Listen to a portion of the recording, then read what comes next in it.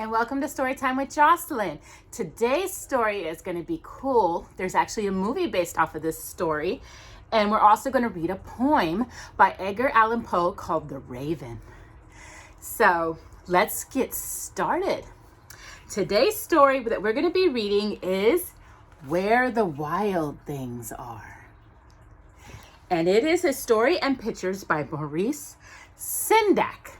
So let us begin, Jocelyn.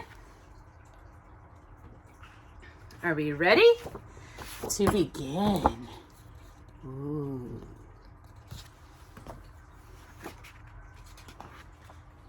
Where the Wild Things Are.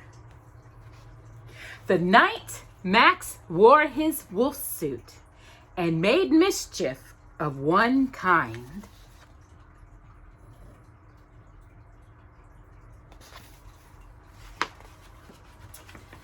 And another.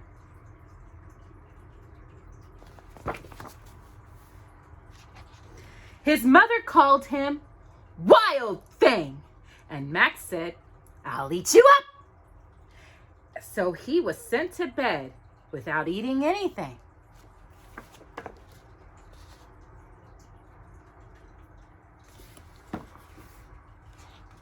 That very night in Max's room, a forest grew.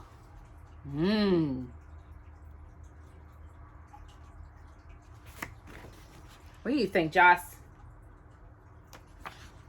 And it grew. Ooh. And grew until his ceiling hung with vines and the walls became the world all around.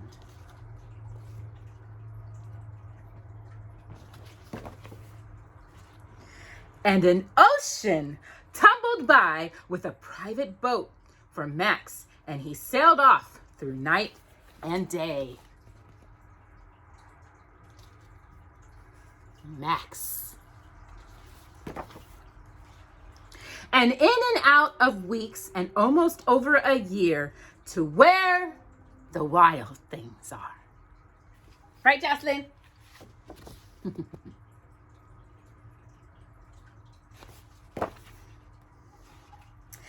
And when he came to the place where the wild things are, they roared their terrible roars and gnashed their terrible teeth and roared their terrible eyes and showed their terrible claws.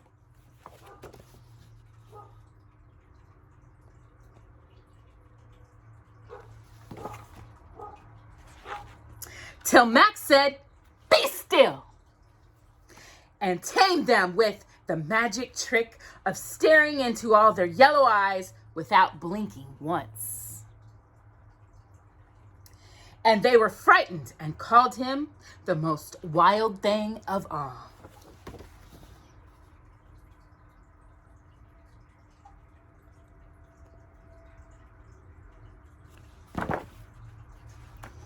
And made him king of the wild things, Jocelyn. And now, cried Max, let the wild rumpus start.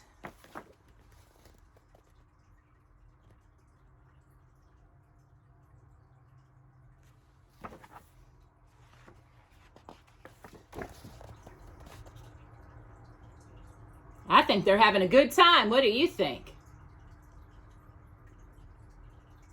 Jocelyn, what do you think? Yeah, I think so too. I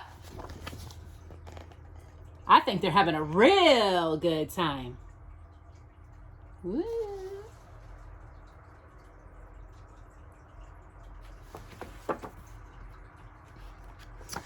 Still having that good time.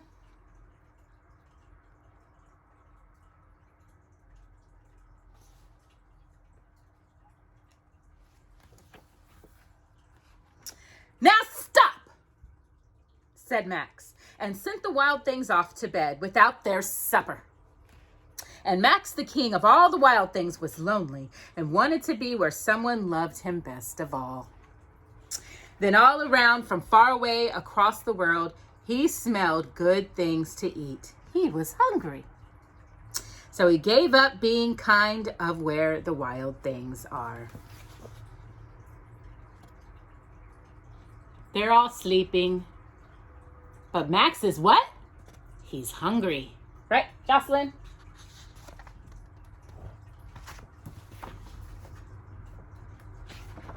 But the wild things cried, "Oh, please don't go. We'll eat you up. We love you so." And Max said, "No."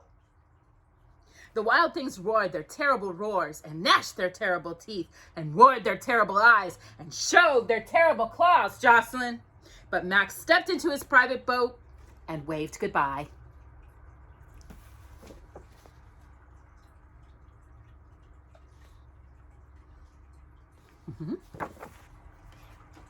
And sailed back over a year and in and out of weeks and through a day.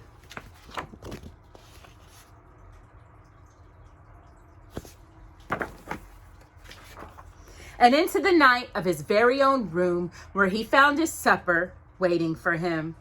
Aw, what you think, Jocelyn? You hungry too?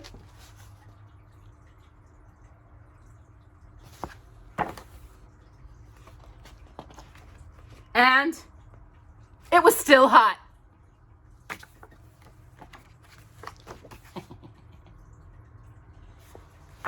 His supper was still hot. That's it for Where the Wild Things Are. And now we're going to read Edgar Allan Poe poem called The Raven. Once upon a midnight dreary, where I pondered, weak and weary, over many a quaint and curious volume of forgotten lore, why I nodded, nearly napping. Suddenly there came a tapping, as of some gently rapping at my chamber door.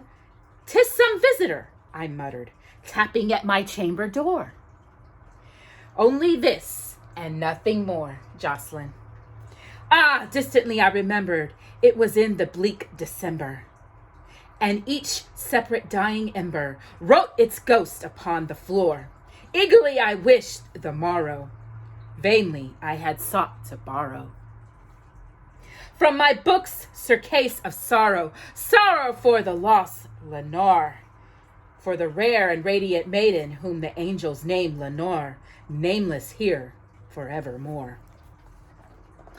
And the silken, sad, uncertain rustling of each purple curtain thrilled me, filled me with fantastic terrors never felt before.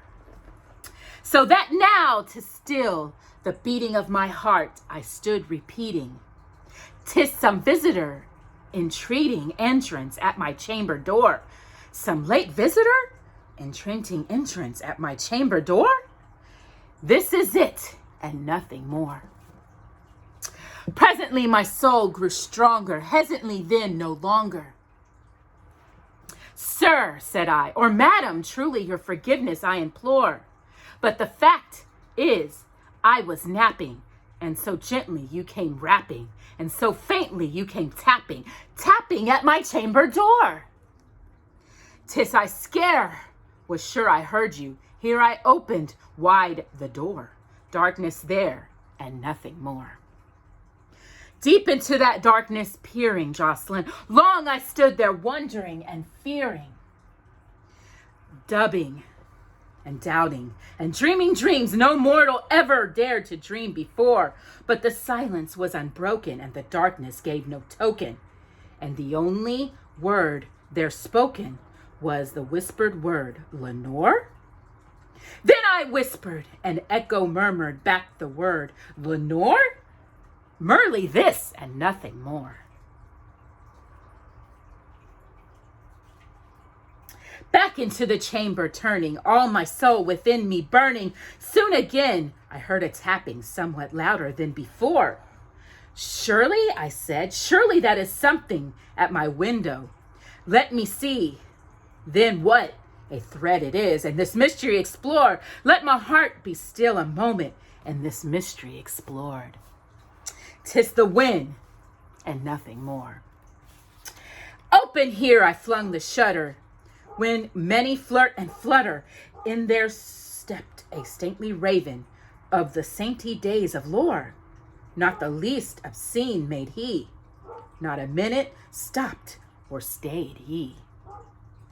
But with a mirror of lord or lady, perched above my chamber door, perched of a bust of palace just above my chamber door.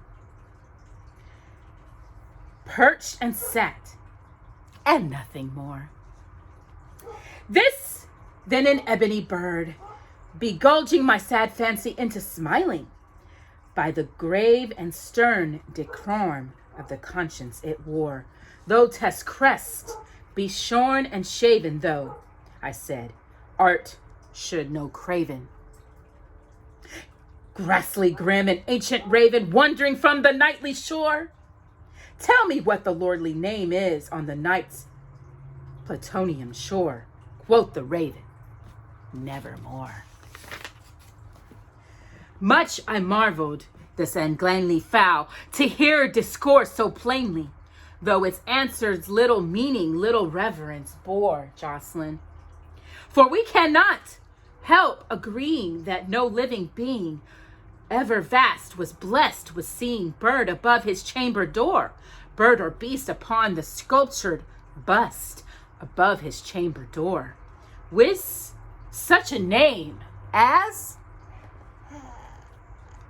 nevermore. But the raven, sitting lonely on the placid bust, spoke only that one word, as if his soul in that one word did not outpour. Nothing further than it muttered, not a feather than it fluttered, till I surely more than muttered, other friends have flown before. On the marrow he will leave, as my hopes had flown before. Then the bird said, Jocelyn, nevermore. Startled at the stillness broken by reply so ubbly spoken, doubtless, said I, what is mutters, it is only stork and store, caught from some unhappy master, whom unmerciful disaster followed fast and followed faster, till his songs one burden more, till the dirges of his hope that Marconi burden bore, of nevermore. But the raven still begulging my sad fancy into smiling, straight I wheeled a cushioned seat in front of the bird and bust and door. Then upon the vast velvet sinking, I betort myself to lurking, fancying on fancy, thinking what this ominous bird of yore, with this grim, ungainly, ghastly, gaunt, and obnoxious bird of yore, meant in croaking nevermore. This I sat engaged in guessing, but no syllable expressing, to the fowl whose fiery eyes now burned into my bosom's core. This and I more sat dividing, with my head at ease reclining on the cushion's velvet lining, that the lamplight gloated over. But this velvet lining, with the lamp light verting over, she shall pass, nevermore. Then methought the air grew denser, perfumed from an unseen censer, swung by saffron, whose footfalls tinkled on the tuffered floor. Wretch, I cried, thy God hath lent thee, but these angels he hath sent thee, respite, and not thee from thy memories of Lenore. Quaff, oh quaff, this kind Nepetia, and forgot this lost Lenore. Quoth the raven, nevermore. Prophet, said I, thing of evil, prophet still, if bird or devil, whether tempered sent, or whether tempest tossed, three there ashore, desolate yet all undainted, on this desert land enchanted, on this home by horror haunted. Tell me truly, I implore, is there balm in Gilead? Tell me, I implore. Quoth the raven, nevermore. Prophet, I said, prophet, thing of evil, prophet still, of bird of devil, but the haven that bends above us, but that God we both adore. Tell a soul with sorrow hating, with the distant Aiden. It shall collapse a Satan maiden, whom the angels named Lenore. Claps a rare and radiant maiden, whom the angels named Lenore. Quote the raven, Jocelyn, nevermore. By that word, the sign of parting, bird or fiend, I shrieked, I'm startling, get that thy back into the tempest, and the night's Plutonian shore. Leave no black plum as a token of thy lie soul had spoken. Leave my loneliness unbroken, quit the bust above my door. Take the beak from my heart, and take thy form from my door, quote the raven, nevermore. And the raven, never fitting, still is sitting on the placid butt of peelers just above my chamber door. And his eyes have all the seeming of a demon's that is deeming, and the lampo light him streaming throws his shadow on the floor.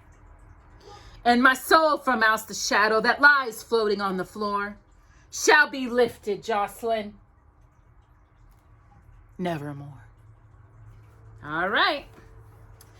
That was the poem by Edgar Allan Poe called The Raven. Now, it's a little spooky and a little creepy, but that's what the month of October, Halloween, is all about. To have fun, because none of it is true. It's just all out of fun. So I hope y'all enjoyed the story Where the Wild Things Are and the poem The Raven. Next week, we'll be reading a very cool story from Shirley Temple's storybook, and it's called Sleepy Hollow, and it's for fun. So I hope you'll join us next week for that, and we'll see you also next week for a special edition of Charlie Brown's It's a Great Pumpkin. So we'll see you then as well. And that will be posted on Friday before Halloween. And we'll be posting the story of Sleepy Hollow on Tuesday. So there'll be 2 videos that week. So we see you then. And have a blessed day. Jocelyn, say bye-bye. She says it's time for breakfast.